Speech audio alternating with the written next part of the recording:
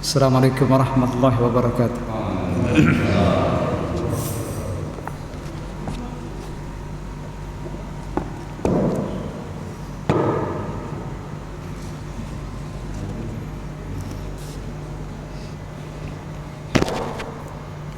Innal hamdalillah nahmaduhu wa nasta'inuhu wa nastaghfiruh ونعوذ بالله من شرور أنفسنا ومن سيئات أعمالنا من يهده الله فلا مضل له ومن يضلل فلا هادي له وأشهد أن لا إله إلا الله وحده لا شريك له وأشهد أن محمدا عبده ورسوله لا نبي بعده اللهم صل وسلم عليه وعلى آله وصحبه ومن تبعهم بإحسان إلى يوم الدين وبعد. Ikhwani fid din, a'azzakumullah. Jamaah salat subuh yang insyaallah dimuliakan oleh Allah Subhanahu wa taala. Alhamdulillah, di kesempatan yang berbahagia ini Allah Subhanahu wa taala masih memberikan kepada kita semua kemudahan-kemudahan, masih diberikan hidayah oleh Allah Tabaraka wa taala untuk terus beribadah kepada Allah, dan senantiasa kita bersyukur kepada Allah atas nikmat-nikmat tersebut,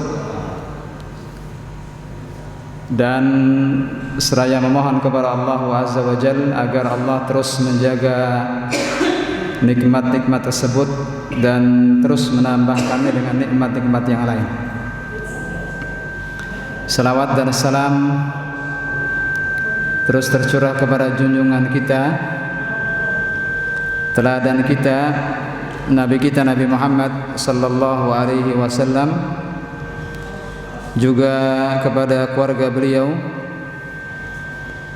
para sahabatnya dan seluruh pengikutnya yang senantiasa mengikuti sunnah beliau dengan baik hingga hari kiamat kelak. Ahibati fillah, saudara-saudaraku seiman yang saya cintai karena Allah, melanjutkan kembali pembahasan kitab Riyadhus Shalihin, karya daripada Imam An-Nawawi rahimahullah, yang mana hari ini kita masuk ke bab tentang wasilah untuk menjadi orang yang istiqamah. Di bab sebelumnya kita membahas tentang al-istiqamah. Di bab sebelumnya kita membahas tentang istiqamah. Kita membaca ayat-ayat dan hadis-hadis Nabi SAW yang mendorong kita untuk menjadi orang yang istiqamah.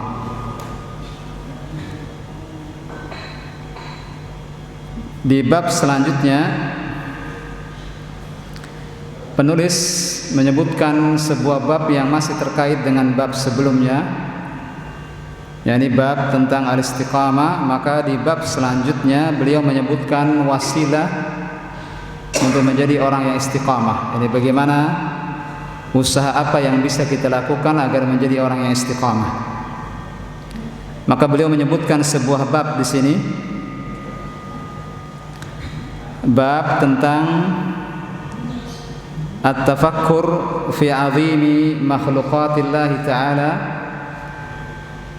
bab tentang bertafakkur, memikirkan tentang betapa agungnya makhluk-makhluk Allah Tabaraka wa Ta'ala,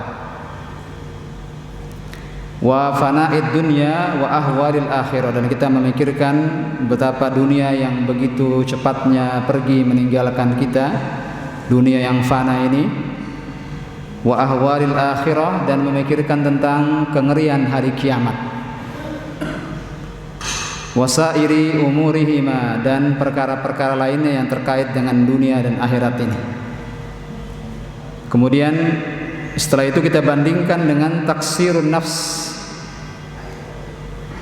Setelah kita memikirkan betapa besarnya ciptaan-ciptaan Allah dan memikirkan bahwa dunia ini dunia yang fana, tidak akan lama, sebentar, dan kita memikirkan bagaimana mengerikannya nanti hari kiamat, mulai ketika ditiup sangkakala yang pertama, kemudian ditiupnya sangkakala yang kedua, dibangkitkan pada hari kiamat dan dikumpulkan di padang mahsyar, dan peristiwa-peristiwa lainnya yang terjadi pada hari kiamat. Setelah itu kita bandingkan dengan taksirun nafs, yakni betapa lalainya kita, betapa kita masih banyak kekurangan-kekurangan, wa tahdibiha wa hamliha ala istiqamah, sehingga ini mendorong kita untuk memperbaiki diri kita dan mendorong kita untuk menjadi orang istiqamah.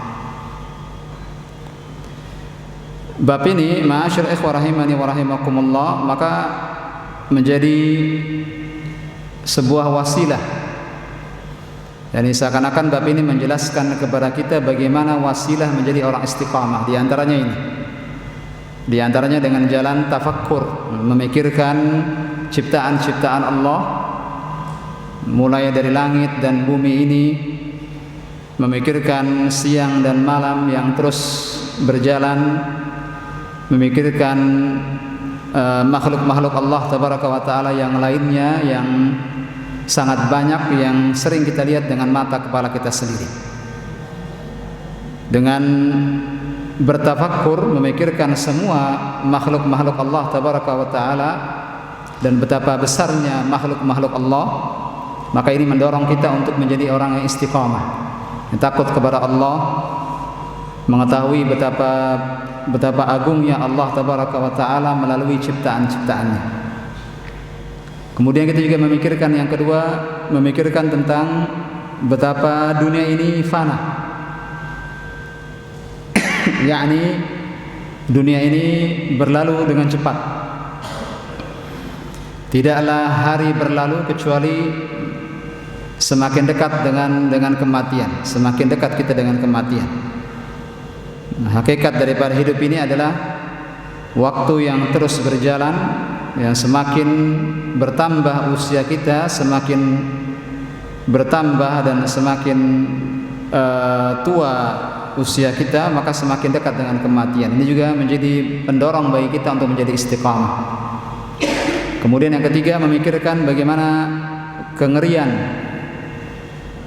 yang terjadi pada hari kiamat, memikirkan bagaimana dihancurkannya alam semesta ini, kemudian dibangkitkannya manusia setelah ditiupnya sangkakala yang kedua, kemudian peristiwa-peristiwa besar seperti dikumpulkannya di padang mahsyar, dihitung semua amalan-amalan kita, kita melewati jembatan as-sirat yang disebutkan dalam banyak hadis-hadis yang sahih, kemudian di akhir imma ilal jannah wa imma ilan nar, kalau bukan di surga atau di neraka, dan kita tidak tahu kemana kita akan berakhir.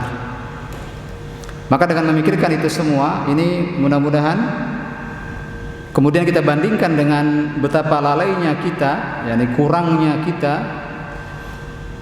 betapa sedikitnya amal ibadah kita ini, mudah-mudahan ini menjadi pendorong bagi kita untuk memperbaiki diri kita, mendorong diri kita untuk menjadi istiqamah. Ini maksud penulis Imam An-Nawawi rahimahullah menyebutkan bab ini setelah istiqamah. Ini bab ini kesimpulannya adalah menjelaskan salah satu wasilah usaha yang bisa dilakukan seorang muslim untuk menjadi orang istiqamah.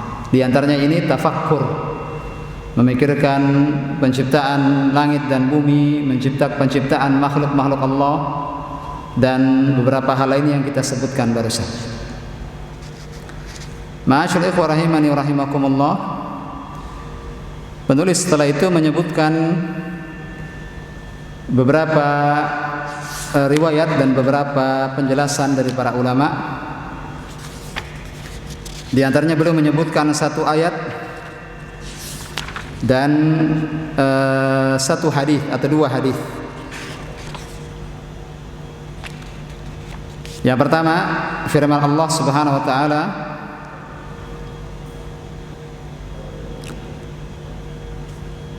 dalam surat As-Saba, surat ke-34 ayat 46, firman Allah Subhanahu wa taala, innama a'idzukum biwahidah,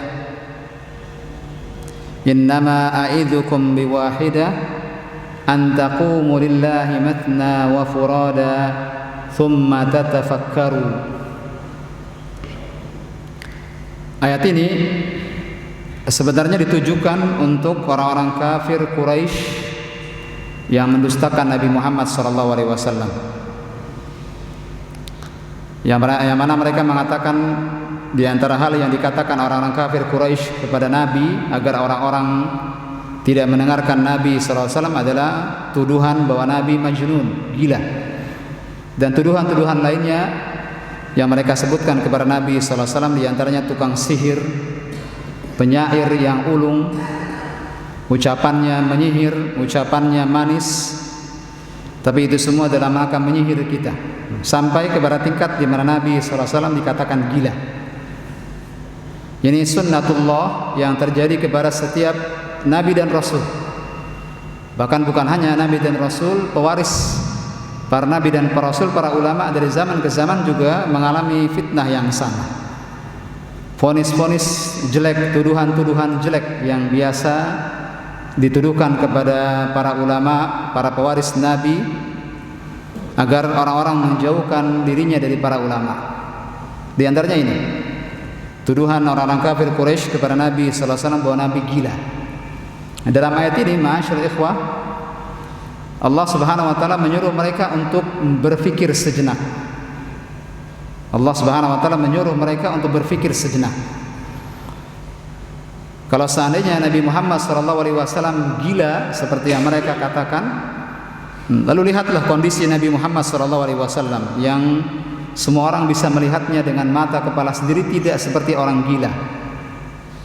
Beliau berdakwah, mengajak manusia berbuat kebaikan, mengajak manusia untuk berbakti kepada orang tua, meninggalkan kesyirikan, menyambung silaturahim, mengajak manusia untuk jujur, mengajak manusia untuk amanah, mengajak manusia untuk meninggalkan dusta. Apakah ini dakwah orang-orang gila? Apakah ini perilaku orang gila? Maka Allah SWT menurunkan surat ini, surat As-Saba, surat 34 ayat 46. Allah Subhanahu wa taala berfirman, innama a'idzukum biwahidah, sesungguhnya aku ingin memperingatkan kepada kalian dengan satu hal. Ini Allah Subhanahu wa taala menyuruh orang-orang kafir Quraisy untuk memikirkan satu hal. An taqumu lillahi matna wa furada thumma tatafakkaru. Silahkan kamu, apakah berdua atau sendirian, silahkan berfikir. Silahkan duduk sebentar, memikirkan sejenak tentang perkara Nabi Muhammad SAW yang kalian katakan gila.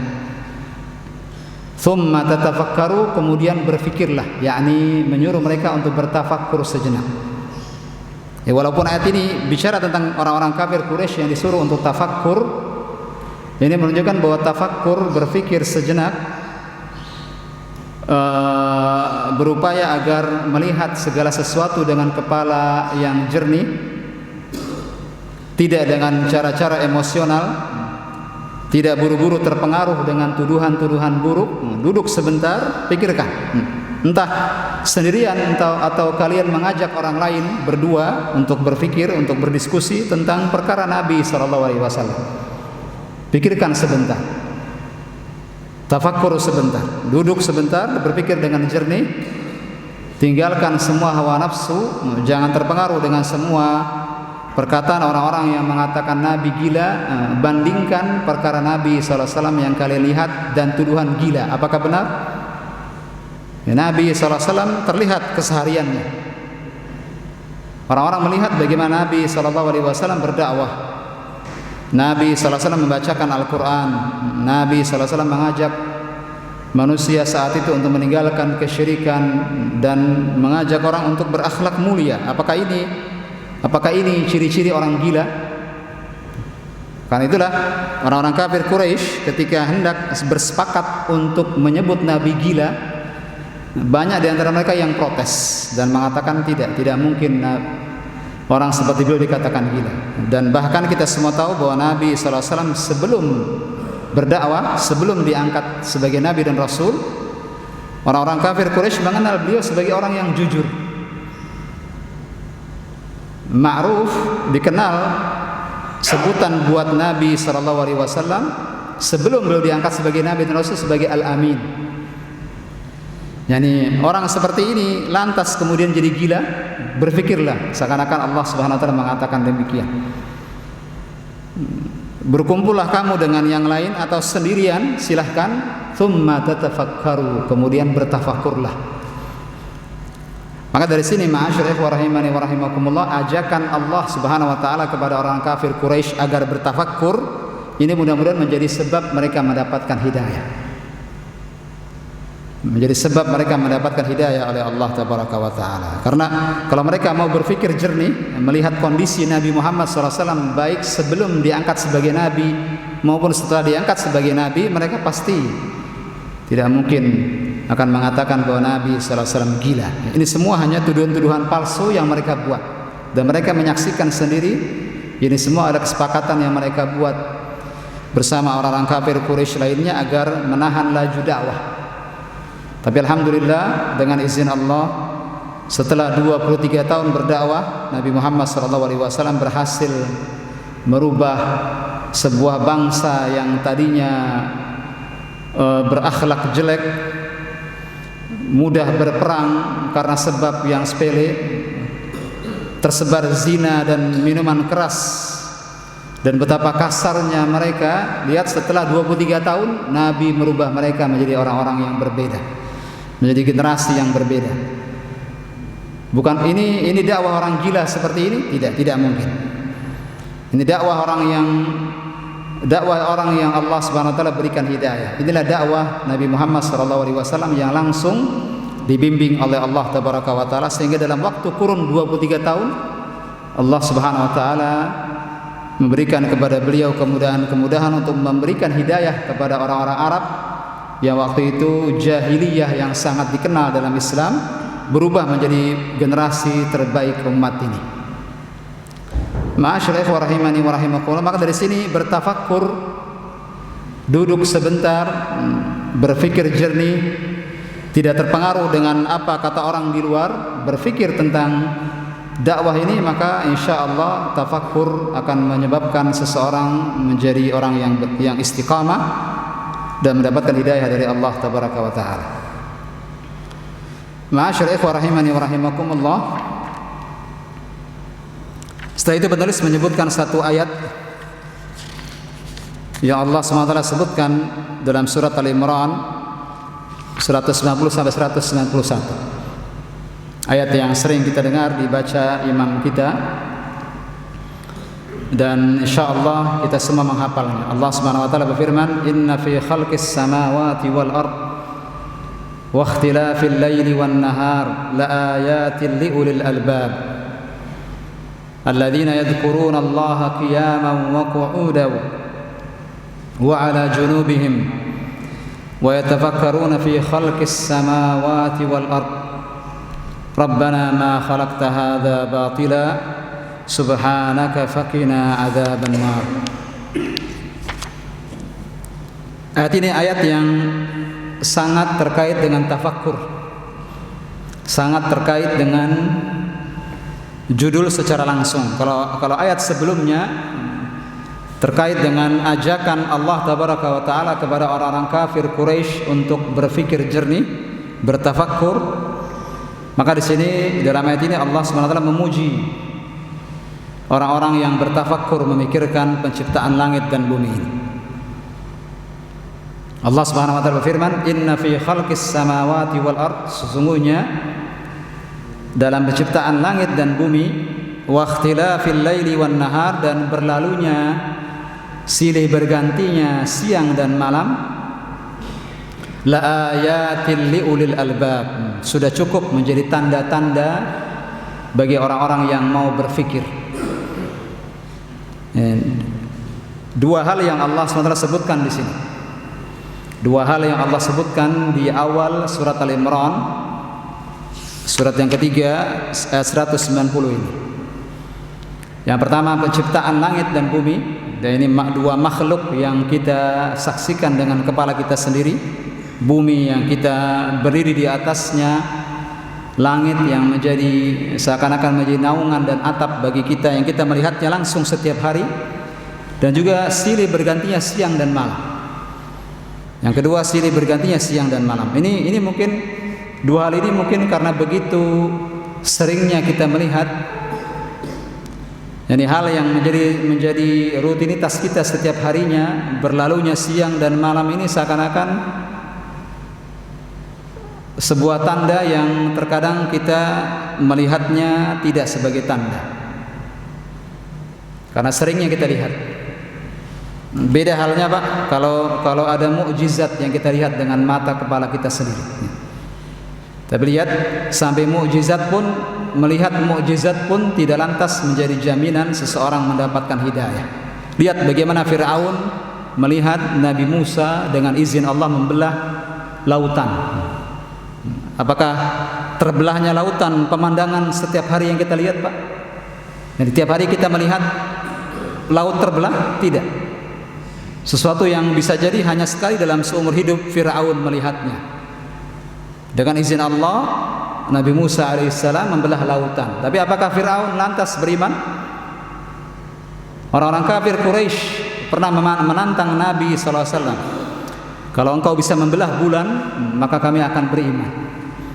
Maka dengan izin Allah, Nabi berdoa memohon kepada Allah ditunjukkan mukjizat ini, maka terbelahlah bulan. Apa yang terjadi setelahnya? Orang-orang mendapatkan hidayah? Tidak.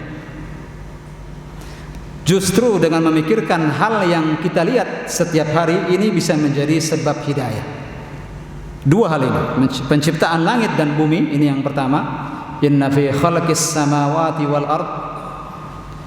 Yang kedua, wa ikhtilafil laili wan nahar, dan silih bergantinya siang dan malam. La ayat, sungguh, di sini ada lam pendek, dan lam pendek ini maksudnya adalah menunjukkan penegasan. Ada dua penegasan dalam ayat ini. Kalimat inna di awal, inna fi khalqis samawat, kalimat inna ini taukid, ini penegasan. Ditambah dengan penegasan yang kedua, lam pendek, la ayat. Sebelum kalimat ayat ada lam pendek, la ayatil liulil. Ini juga lam yang menunjukkan taukid, penegasan. Ya, sungguh benar-benar dalam penciptaan langit dan bumi dan silih bergantinya siang dan malam ini benar-benar menjadi sebuah tanda-tanda kebesaran Allah. Untuk siapa? Liulil albab, untuk orang yang mau berfikir. Ini orang yang tidak berhenti sejenak memikirkan ini semua, maka perkara-perkara ini lewat di hadapannya menjadi hal yang biasa saja, bukan yang istimewa.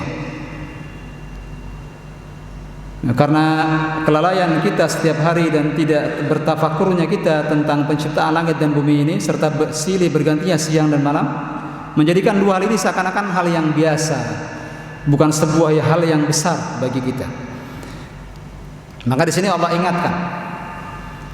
ingatkan kepada kita semua, ini semua la ayat, adalah benar-benar sebuah tanda-tanda kebesaran Allah. Bagi siapa? Liulil albab. Hanya orang-orang yang mau berfikir saja yang bisa melihat dua hal ini sebagai sebuah tanda. Siapa mereka? Siapa ulul albab? Alladzina yadhkurunallaha qiyama. Mereka lah yang mengingat Allah dalam kondisi berdiri, wa qu'udan, dalam kondisi duduk, wa ala junubihim, dan sedang berbaring, ala junubihim, di atas, ini sebuah kiasan. Orang ini sedang berbaring dengan dia bertelekan dengan sisi kanannya. Ini sebuah cara tidur yang diajarkan dalam Islam.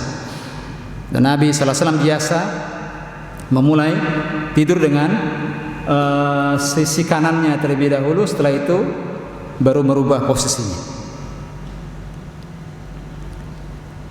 Orang-orang yang bisa menjadikan ini semua sebagai sebuah tanda kebesaran Allah adalah hanya orang ulul albab. Siapa ulul albab?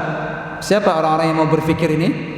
Yang pertama, alladzina yadhkurunallaha qiyama. Mereka selalu mengingat Allah dalam kondisi berdiri. Yang kedua, wa qu'udan, dan dalam kondisi duduk. Wa ala junubihim, dan dalam kondisi dia berbaring. Yani senantiasa dia mengingat Allah tabaraka wa taala dalam kondisi apapun. Dalam kondisi berdiri, beraktivitas, dalam kondisi duduk, dalam kondisi berbaring. Wa yatafakkaruna fi khalqis samawati wal ard. Mereka memikirkan, bertafakkur tentang penciptaan langit dan bumi ini. Lalu dia mengatakan, setelah berpikir jernih, memikirkan semua perkara-perkara ini, keluarlah dari lisannya perkataan Rabbana ma khalaqta hadza batila. Ini menunjukkan hasil akhir yang keluar dari tafakkurnya. Dia mengembalikan semua kepada keagungan Allah tabaraka wa taala. Rabbana ma khalaqta hadza batila. Ya Allah, ya Rabb kami, tidaklah Engkau menciptakan ini semua secara batil. Tidaklah Engkau menciptakan ini semua sia-sia. Tidak ada satupun dari penciptaan Allah yang sia-sia. Semua yang dia lihat dengan mata kepalanya, makhluk-makhluk Allah,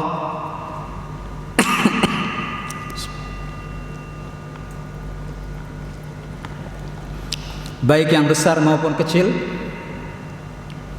semuanya diyakini sebagai sebuah ciptaan yang tidak sia-sia. Bahkan binatang-binatang berbisa yang bisa jadi membinasakan manusia, kalau kita tidak hati-hati dengan binatang-binatang ini semua tidak mungkin diciptakan dengan sia-sia. Pasti ada hikmah di balik itu semua. Hatta semut, hatta binatang melata yang bisa jadi kita tidak tahu bagaimana bentuk keseluruhannya karena begitu kecilnya kita sulit melihatnya, tapi kita yakin bahwa ini tidak mungkin diciptakan oleh sia-sia. Bahkan virus, bakteri yang hanya bisa dilihat dengan alat yang khusus, kita yakini bahwa tidak mungkin ini semua diciptakan sia-sia tanpa tujuan.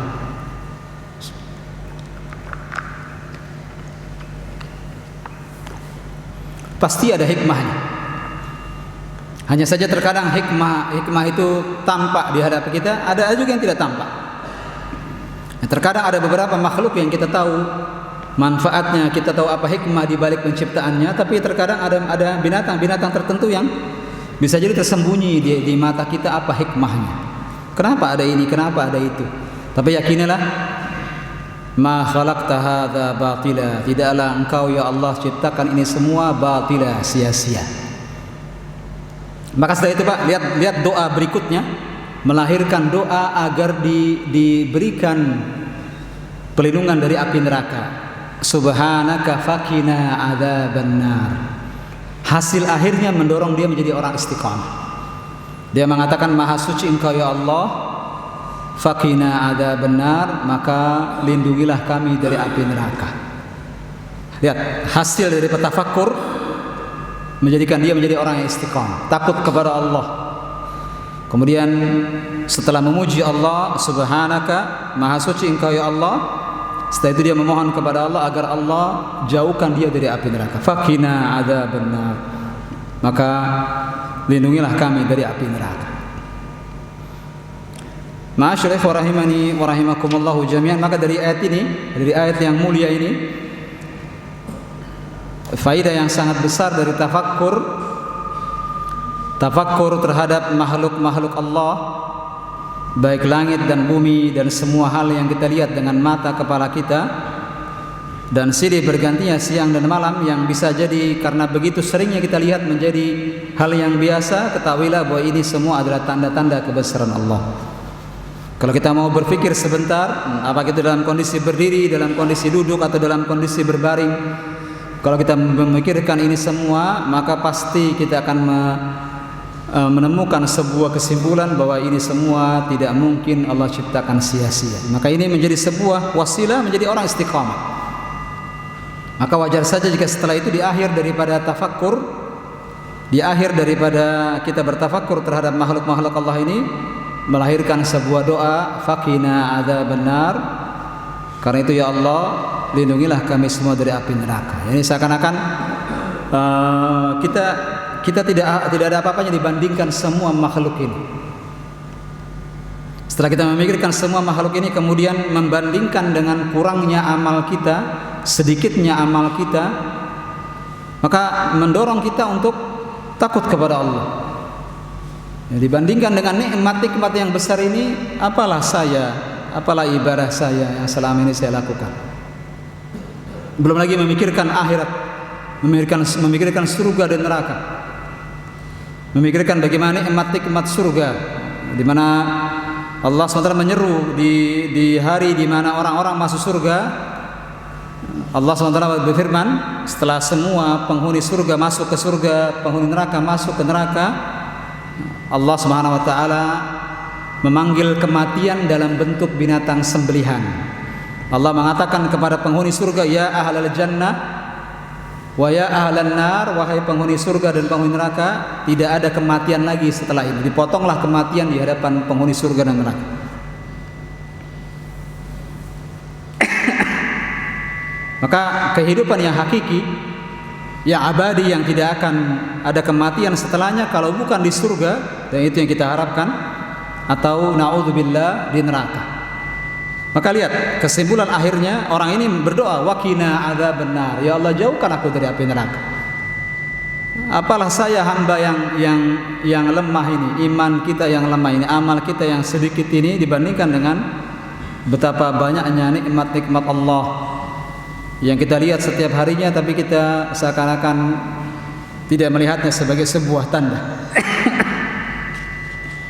Maka kita memohon kepada Allah Subhanahu wa taala agar kita semua dimasukkan ke dalam surganya dan dijauhkan dari api neraka.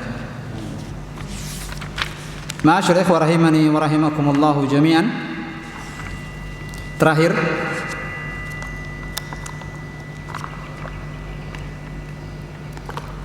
setelah menyebutkan dua ayat yang kita barusan baca, penulis menyebutkan sebuah hadis Nabi SAW yang sebenarnya beliau sudah sebutkan di bab sebelumnya, di bab tentang istiqamah. Itu sebuah hadis Nabi SAW, al-kayyisu man dana nafsahu wa amila lima ba'dal maut. Orang yang cerdas, orang yang pintar, orang yang cerdik adalah orang yang dana nafsah, yang menghisap dirinya sebelum dihisap kelak pada hari kiamat. Wa amila lima ba'dal maut, dan dia akan berupaya beramal untuk kehidupan setelah kematian. Hadis ini, ma'asyiral ikhwah rahimani wa rahimakumullah, juga menunjukkan betapa pentingnya bertafakkur. Orang yang cerdas, orang yang cerdik, orang yang pintar, bukan orang yang cerdas dalam urusan dunia, bukan cerdas dalam urusan terkait dengan bisnis, bukan itu. Orang yang cerdas adalah orang yang senantiasa menghisap dirinya saat ini sebelum nanti dihisap oleh Allah. Wa amila lima ba'dal maut, dan bersiap-siap menghadapi kematian. Inilah orang yang cerdas. Orang yang cerdas yang bukan orang yang sekedar memikirkan bagaimana saya nanti untung besok, bagaimana saya nanti akan mendapatkan keuntungan profit dari usaha saya. Bukan itu yang dipikirkan. Yang dipikirkan adalah bagaimana saya menyiapkan diri saya menghadapi kematian. Karena dunia ini tidak akan lama, Pak. Nabi sallallahu alaihi wasallam mengatakan, a'maru ummati baina 60 wa 70. Umur umat Nabi Muhammad sallallahu alaihi wasallam, umur umat Nabi sallallahu alaihi wasallam kalau bukan 60 sampai 70. Ya, kalau umat-umat sebelumnya bisa jadi umurnya panjang-panjang, disebutkan dalam sebuah riwayat dalam tafsir Ibnu Katsir bahwa Nabi Nuh saja dakwahnya berapa lama, Pak? Berapa lama Nabi Nuh berdakwah? Berapa tahun, Pak? 950 tahun. Usia dakwahnya hampir 1000 tahun. Itu usia dakwah, bukan usia beliau. Kalau orang dahulu ya bisa hidup 900 tahun, 1000 tahun, tapi umat Nabi sallallahu alaihi wasallam, Nabi menyebut hanya dua saja kemungkinan. Kalau bukan 60, 70. Dan tak terasa, Pak, kita sudah kepala 4, kepala 5, bahkan sebagian kita sudah kepala 6. Tinggal menghitung hari saja. Dunia sebentar, tidak akan lama. Seakan-akan baru kemarin kita lulus sekolah, sekarang tiba-tiba sudah kepala 5, kepala 4, kepala 6. Jadi begitu cepatnya hari ini berjalan. Nah, ini kalau kita pikirkan dengan jernih, silih bergantinya siang dan malam ini, dan semakin kita bertambah usia, semakin dekat dengan kematian, maka akan muncullah sebuah pemikiran, yani kalau begitu untuk apa orang-orang bergembira saat ulang tahun? Apa yang dia gembirakan? Padahal dia semakin dekat dengan hari kiamat. Begitukah cara pandang seorang muslim yang bertambah tahun dia gembira? Lalu bertepuk tangan seraya bernyanyi-nyanyi pada hari ulang tahunnya? Bukan sudut pandang muslim demikian. Sudut pandang muslim, setiap hari bertambah semakin berkurang usianya dan semakin dekat dengan kematian. Ya, apakah pantas dia bersorak gembira, tertawa, bernyanyi pada hari itu? Apakah ini sudut pandang seorang muslim? Tidak. Ini bukan sudut pandang seorang muslim yang bertafakur dengan benar. Kalau kita bertafakur dengan benar, maka kita akan tahu betapa sebentarnya dunia ini. 60 tahun, 70 tahun. Lalu untuk apa? Untuk apa kita hidup? Untuk bersiap-siap menghadapi kematian. Ini adalah waktu di mana kita mencari bekal menghadapi kematian. Maka orang yang cerdas adalah yang setiap hari yang menghitung amalannya sebelum nanti dihitung kelak pada hari kiamat, dan bersiap-siap menghadapi hari di mana dia akan dimatikan oleh Allah Tabaraka wa Ta'ala. Kiranya ini yang bisa kita sampaikan di kesempatan yang berbahagia ini. Semoga apa yang kita bahas menjadi al-ilmun nafi', menjadi ilmu yang bermanfaat, yang melahirkan amalan saleh, dan mudah-mudahan menjadi pemberat timbangan amal kebaikan kita di hari kiamat nanti. Yang benar datang dari Allah Tabaraka wa Ta'ala dan Rasulnya, yang salah datang dari saya dan dari syaitan. Dan saya menarik semua perkataan saya yang salah, dan sekaligus mohon ampun kepada Allah atas segala kesalahan. Ada beberapa amanah di sini. Ini dibagikan begitu. Bagaimana panitia? Ini tanya jawab. Yang nanya pertama dikasih hadiah. Baik, yang mendapat hadiah Pak. Bismillah. Kita mulai tanya jawab. Saya yang nanya, apa jamaah yang bertanya? Bagaimana biasanya? Silakan Pak. Tapi panitia tidak dapat hadiah kan? Apa dapat hadiah panitia? Fadhil, silakan Pak.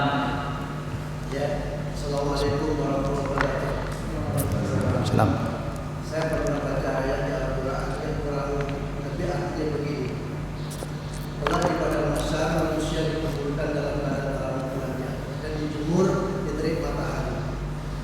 Pada saat itu telah ditentukan mana yang surga, mana yang neraka. Ya, jadi pertanyaan adalah, apakah setelah kita masuk ke yang lahat itu sudah diperhitungkan, ataukah kita siksa itu menunggu telah sebelum pada masa itu? Yang ditanyakan sekali lagi, ulang sekali lagi Pak. Ulang sekali lagi, mohon ulang sekali lagi. Bagaimana pertanyaannya? Siksa? Jadi begini, apakah siksa kubur itu setelah kita masuk ke yang lahat, atau menunggu pada masa itu nanti setelah perhitungan itu? Nah, akidah Ahlussunnah wal Jamaah mengatakan bahwa ada namanya nikmat kubur dan ada namanya siksa kubur. Ya, dan tidak dikatakan siksa kubur kalau dirasakan setelah hari kiamat. Tidak, siksa kubur itu bahkan sudah dialami sejak orang itu masuk ke dalam kuburnya. Ada sebuah hadis yang sangat panjang dari sahabat Al-Barra ibn Azib radhiyallahu an, bagaimana tentang kematian seorang muslim, gambaran kematian seorang muslim dan gambaran kematian orang kafir. Hadis ini hadis sangat panjang, tapi berhak untuk dibaca dan ditadabburi maknanya. Disebutkan ketika seorang muslim wafat, datanglah malaikat-malaikat berpakaian putih membawa kafan dari surga. Ketika mengambil rohnya, roh itu dimasukkan ke dalam kafan yang wangi tersebut, kemudian diangkat ke langit. Singkat cerita, kemudian dikembalikan ke jasadnya, dikuburnya setelah dikuburkan. Kemudian disebutkan dalam hadis itu tentang ujian pertama kali yang akan dilalui setiap orang. Pertanyaan 3 pertanyaan. Man rabbuk, siapa Tuhanmu? Wa man nabiyuk, siapa nabimu? Dan wa ma dinuk, dan apa agamamu? Barang siapa yang lulus, maka disebutkan seorang muslim akan menjawab. Ketika dia istiqamah di dunia, maka Allah akan berikan dia kekuatan untuk istiqamah ketika ditanya tentang pertanyaan ini. Yani apa yang kita lakukan di dunia itu akan terlihat nanti ketika di alam kubur, manakala kita ditanya tentang 3 hal ini. Siapa Tuhanmu, siapa nabimu, dan apa agama? Orang yang mengenal Allah di dunia pasti dia akan mengatakan dengan penuh percaya diri, Rabbi Allah, Tuhanku adalah Allah. Karena dia tahu Allah, dia ingat Allah di dunia. Dia beribadah kepada Allah di dunia. Adapun orang-orang kafir yang dia habiskan hidup usianya dengan hanya mencari uang, lupa dengan ibadah, lupa dengan Allah, dia mengatakan, la adri. Sebutkan dalam hadis itu, la adri. Saya tidak tahu. Sampai-sampai malaikat yang bertanya memberikan stimulan agar dia menjawab, tapi tetap tidak menjawab. Apakah Allah Tuhanmu? Apakah Allah? Dia hanya bisa menjawab, saya tidak tahu. La adri, saya tidak tahu. Yang lulus dari 3 pertanyaan ini, seorang muslim, dia akan percaya diri mengatakan Rabbi Allah, dini al-Islam, wa nabiyina Muhammadin sallallahu alaihi wasallam. Maka jika disebutkan dalam hadis tersebut, maka dilapangkanlah kuburannya, diterangi kuburannya, dan dibuka pintu menuju surga. Dibuka pintu menuju, disebutkan dalam hadis itu begitu demikian. Peristiwa-peristiwa menakjubkan setelah kematian. Bapak baca hadis ini, hadis dari sahabat Al-Barra ibn Azib. Di antaranya disebutkan oleh Syekh Al-Albani dalam jenazah, praktek jenazah. Lihat kitab Syekh Al-Albani Al-Janaiz, kita akan temukan hadis itu cukup panjang dibahas. Dibukakanlah pintu ke surga, maka masuklah wangi surga ke kuburannya, dan dia melihat dari jauh istana yang telah dia siapkan. Akhirnya dia berdoa kepada Allah. Apa doanya?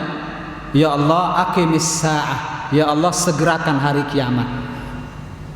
Berarti ini kapan Pak? Nikmat kubur ini kapan ini? Sebelum datangnya hari kiamat. Hadis itu juga menjelaskan bagaimana orang kafir setelah dia tidak bisa menjawab, dia mengatakan begitu riwayat hadisnya. Sampai dia seakan-akan kaget dengan adanya pertanyaan, la adri, saya tidak tahu. Sampai-sampai malaikat mencoba memberikan dia katakan kisi-kisi jawaban, dia tidak bisa menjawab. La adri, saya tidak tahu. Ada lagi yang mengatakan, oh ya, saya dengar orang mengatakan begini maka begini. Ini ada orang bimbang dalam kehidupan dunia, bingung. Akhirnya di kuburnya juga bingung nanti ketika ditanya. Oh ya, saya dengar orang begini. Selama ini dia ikut-ikutan beragama ini, tidak pernah mengetahui dalilnya. Ikut-ikutan orang ke timur dia ikut timur, orang ke barat dia ikut ke barat. Dia tidak punya pendirian. Nanti kelak pada hari kiamat ditunjukkan dia juga tidak punya pendirian ketika menjawab pertanyaan ini. Ketika dia tidak bisa memberikan jawaban, akhirnya disebutkan dalam sebuah riwayat dipukul oleh malaikat yang bertanya itu dengan sebuah alat pemukul yang manakala dipukul gunung Uhud dengannya akan hancur berantakan. Dia berteriak dengan keras, tapi tidak ada makhluk yang mendengarnya kecuali binatang. Jin dan manusia tidak diberikan kemampuan oleh Allah untuk mendengar jeritan orang disiksa di kubur. Hanya binatang saja yang diberi kemampuan demikian dalam sebuah hadis. Kemudian dia disiksa di alam kuburnya dengan disempitkan kuburannya. Digelapi kuburannya. Lalu dibukakan pintu menuju ke neraka. Dibukakan pintu menuju neraka, masuklah bau busuk dan panasnya neraka di kuburnya. Lalu dia berdoa kepada Allah. Kalau doa orang mukmin apa tadi Pak? Segerakan hari kiamat. Kalau dia justru mengatakan, ya Allah, la tuqimis sa'ah. Ya Allah, jangan kau segerakan hari kiamat. Berarti siksa ini kapan? Siksa ini sebelum datangnya hari kiamat. Berarti kita ada ini akidah Ahlussunnah wal Jamaah. Kita yakin adanya adab kubur. Dan ini yang kita baca ketika tahiyat, Pak. Apa doa terakhir di tahiyat akhir? Allahumma inni a'udzubika min adzabi jahannam wa min adzabil qabri wa min fitnatil mahya wal mamati wa min syarri fitnatil masihid dajjal. Kita menyebutkan di doa akhir tahiyat itu, ya Allah, jauhkan aku dari siksa jahannam dan siksa kubur. Berarti ada namanya siksa kubur, dan ada kebalikannya nikmat kubur, dan akan dialami setiap mukmin dan setiap orang kafir. Nah, jelas Pak? Nah, jazakallah khair. Berarti Bapak dapat hadiah pertama. Silakan dapat hadiah pertama, atau disimpan saja di sini. Baik, berikutnya Pak. Silakan Pak.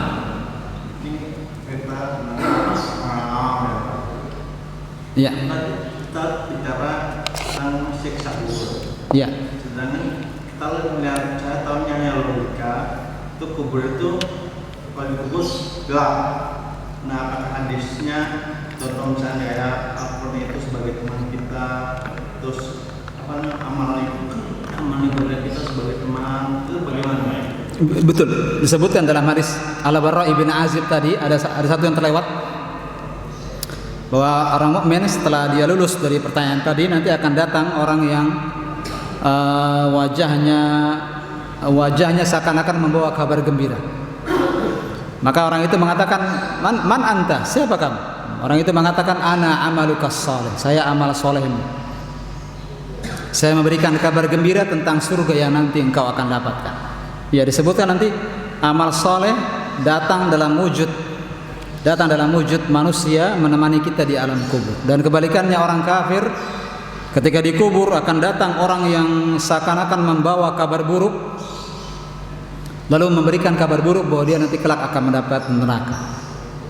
Yani semakin lengkaplah siksa kubur dan nikmat kubur dengan adanya orang itu.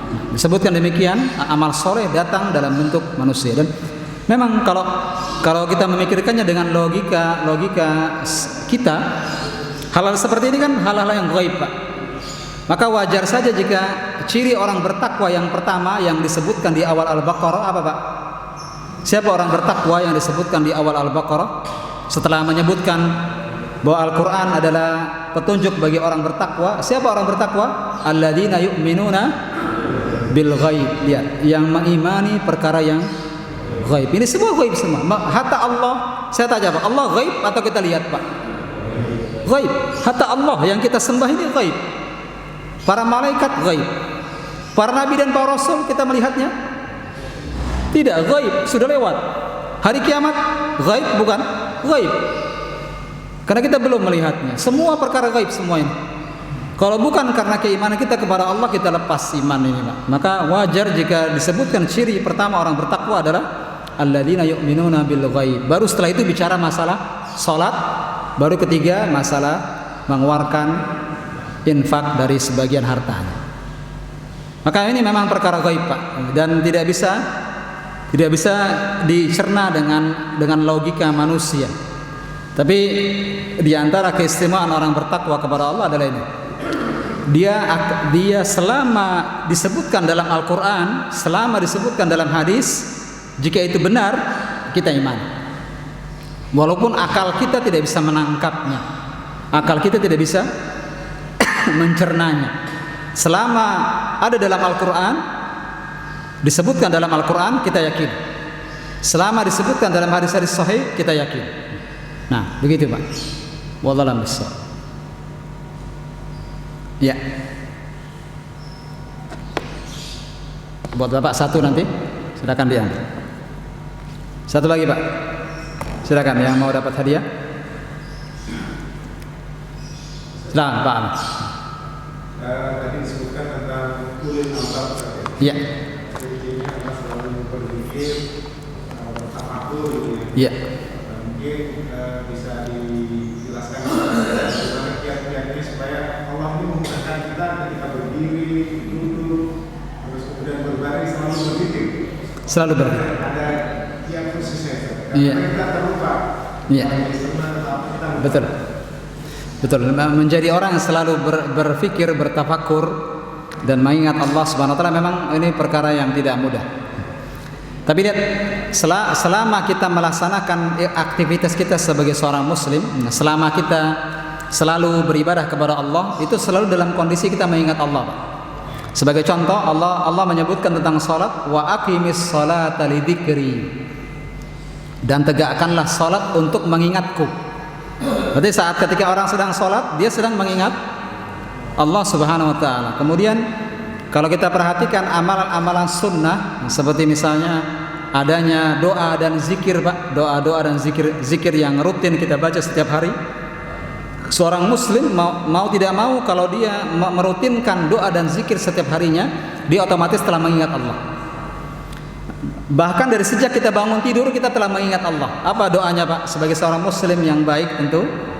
Apa doa kita, Pak, ketika bangun tidur? Ketika mulai kita membuka mata, kita sudah mengingat Allah. Apa doanya? Alhamdulillahilladzi ahyana ba'dama amatana wa ilaihin nusyur. Segala puji bagi Allah yang telah menghidupkan kami setelah mematikan kami. Ini kalau Allah berkehendak, kita tidak akan bangun dari tidur. Kita mengingat Allah. Dengan doa ini kita mengingat. Sejak kita membuka mata sudah mengingat Allah.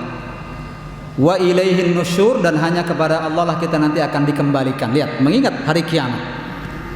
Dan setelah itu apa yang kita lakukan, Pak? Setelah kita bangun, tentu masuk kamar mandi, bersiap-siap, ya tidak? Dan masuk kamar mandi ada doanya. Apa doanya? Bismillah, Allahumma inni a'udzubika minal khubuthi wal khaba'ith. Keluar, ghufranaka. Melepas pakaian, memakai pakaian ada doanya. Pergi ke masjid ada doanya, iya tidak, Pak? Dari rumah menuju masjid ada doanya yang kita baca. Allahumma ja'al fi qalbi nuran wa fi lisani nuran wa ja'al fi sam'i nuran wa fi. Aktivitas kita setiap hari, kalau kita mengikuti sunnah Nabi SAW, maka otomatis kita akan menjadi orang yang ulul albab. Kalau kita mengamalkan sunnah-sunnah ini, otomatis kita akan menjadi orang ulul albab. Ya, naik kendaraan, turun kendaraan, masuk dan keluar rumah. Iya tidak, Pak? Bahkan mohon maaf, bercampur dengan istri pun ada doanya. Ini semua aktivitas seorang muslim tidak akan terlepas dari mengingat Allah. Kalau kita rutinkan itu semua, kita hafalkan itu semua, lalu kita rutinkan, otomatis kita menjadi ulul albab. Otomatis kita menjadi orang yang mengingat Allah Subhanahu wa taala siang dan malam. Dan akan lebih sempurna manakala kita mengatakan, memahami apa yang kita katakan. Akan lebih sempurna manakala kita memahami apa yang kita ucapkan setiap harinya. Sehingga kita bisa lebih tafakkur, bisa lebih tadakkur ketika membaca sebuah doa. Ketika kita keluar rumah, bismillah, tawakkaltu 'ala Allah, la haula wala quwwata illa billah. Apa doanya? Apa artinya, Pak? Bismillah, dengan menyebut nama Allah. Lihat, kita keluar rumah, kita sudah bertawakal kepada Allah. Tawakkaltu 'ala Allah.